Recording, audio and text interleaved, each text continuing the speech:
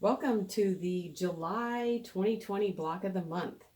This month we are going to be making the Churn Dash block. We will be doing 7 blocks and they measure 6.5 by 6.5 when completed.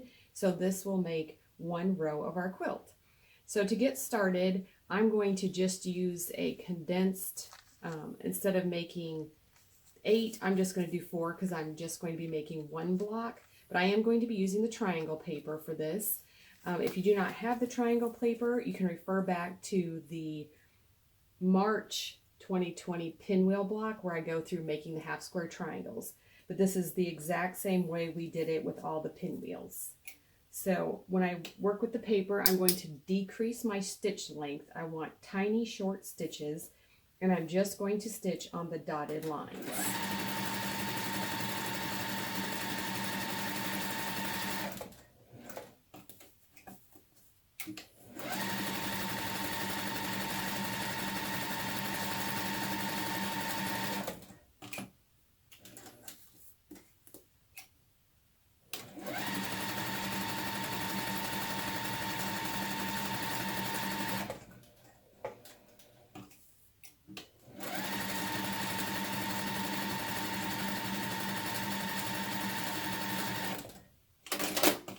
Okay, so then I'll go and trim it all up and we'll have our half square units. But while I'm at the sewing machine, let's go ahead and do the next part of the block. We are going to be making some strip sets. And my tip for strip sets is, again, to shorten your stitch length. We're going to be making one long piece, but then cutting it into smaller sections.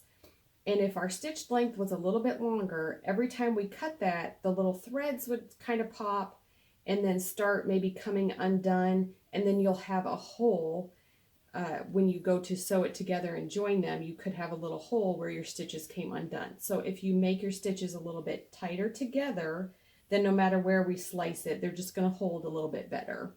Okay, so we have our decreased stitch length, and I'm going to sew a printed strip right sides together with a white strip, and I'm just going to line up all of my edges. Okay, and we're going to sew 1/4 inch.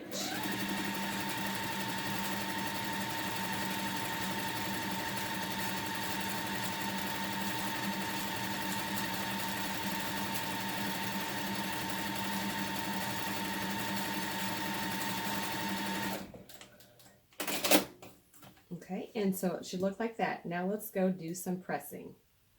Okay, I'm going to trim up my half square triangles, and when I'm using the paper, I'm just going to cut on every solid line is where I'm making the cuts.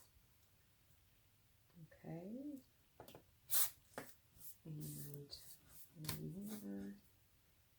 and then we're going to talk about pressing. Okay, so these are cut, and I'm going to move this. Okay, to press these, I turn them over so that the dark fabrics are on top, the paper's underneath. I'm not using steam because I don't want my papers to get soggy. It's probably okay, I just have not tried it just for that reason.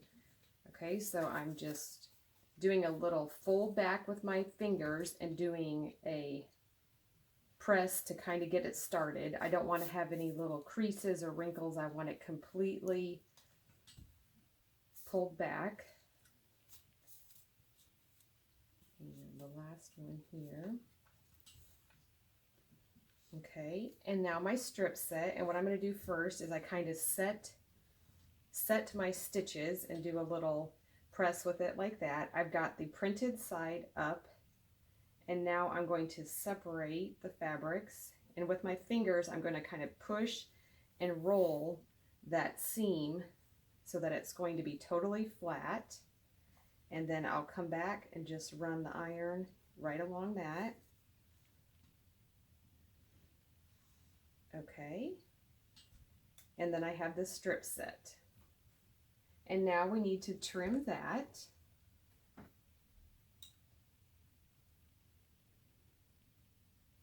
Into 4 2.5 inch pieces. So I'm going to line my ruler up.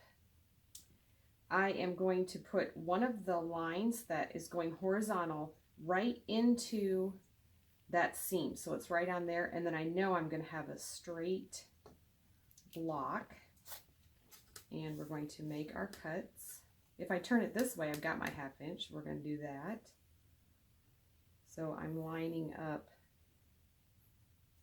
the line here on the seam, and I've got a line here. And we're just going to do that until we have 4 of the units. And then as you see, you get a little bit extra here that we're just going to discard.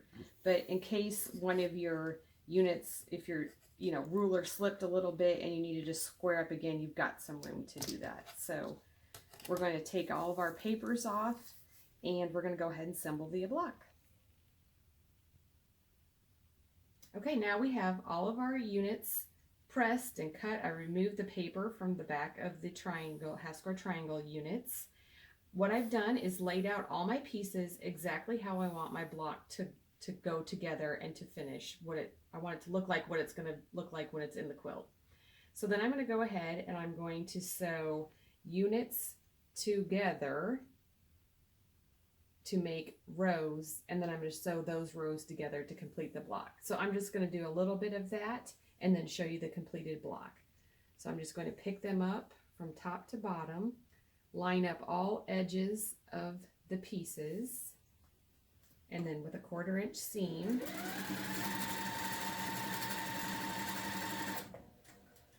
pick up the next one, line up all my edges,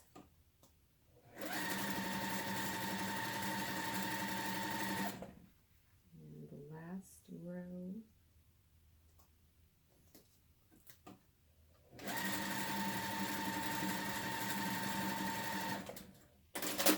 Okay, I'm going to go do some pressing, and then I'll show you what the completed block looks like.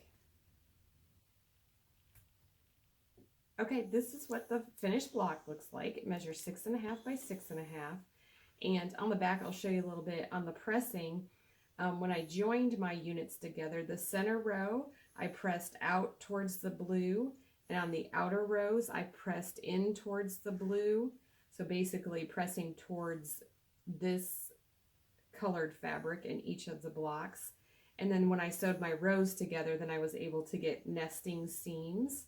And then you could, if you want to, press your seams open. It might lay a little bit flatter, but I just pressed them to one side. You will have 7 of these blocks when you're completed. And then what you'll do to finish the row is to take your 3.5 by 6.5 inch white pieces to place between the blocks to complete your row. There's our finished July 2020 block of the month, and have fun sewing these.